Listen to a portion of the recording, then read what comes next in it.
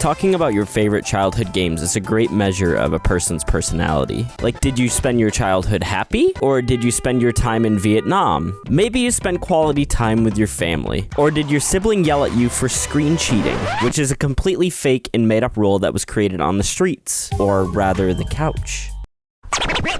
This was the first game that made me cry physical tears as a child. As not only an Xbox 360 child, but a Gears of War child, this scene was sadder than this one. Unless loose end.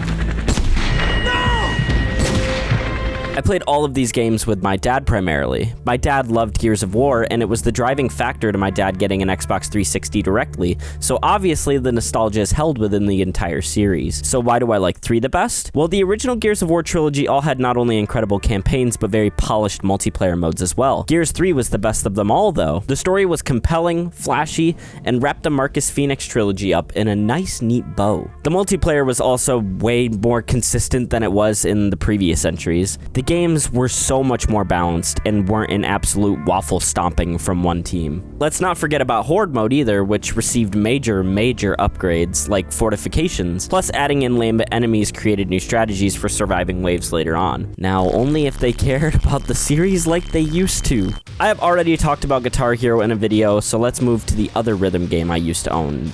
Not that one. That one will get a video later.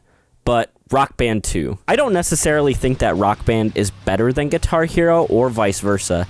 I think they both live in their own universe separate from each other. Guitar Hero was more for the hardcore single-player experience, if you want to play difficult songs that are charted really smoothly and challengingly. Rock Band was a family and friends experience. There was something about the camaraderie that came along with jamming out to classic songs together. Where Guitar Hero song diversity was damn near non-existent, Rock Band had a really wide variety of songs and genres. My whole family played this together, and the best part was that we all had an instrument we specialized in. Except for me, because I was good at all of them. I don't know why I was so drawn to this game when I was younger. Before this game, I had never played a Mario RPG. No Super Mario RPG, no Superstar Saga, no Paper Mario.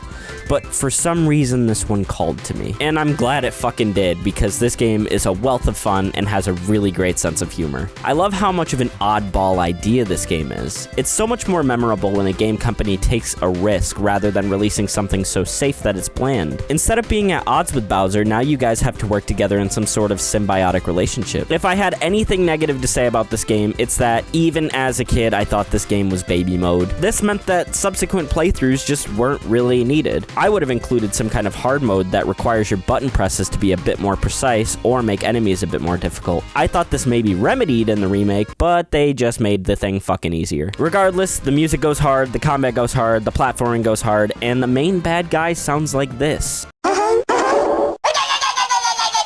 Mario Party is such a classic series, and a series with so many games that every single person is going to have a different favorite from one another. And that answer is almost guaranteed to be whichever one you grew up with, and this was the one for me. I think the boards on this game are amazing with a really good soundtrack to boot. I love boards that require stealing from other people because I love nothing more than chaos. Great minigames, and I think the day and night cycle gimmick is done really well, which makes the actual board game a lot more interesting than other straightforward entries in the series. They also heavily fixed the stupid-ass orb system and made it a lot more balanced than it was in 5. Make sure you play this game with friends, though, because the single-player experience is kinda lame.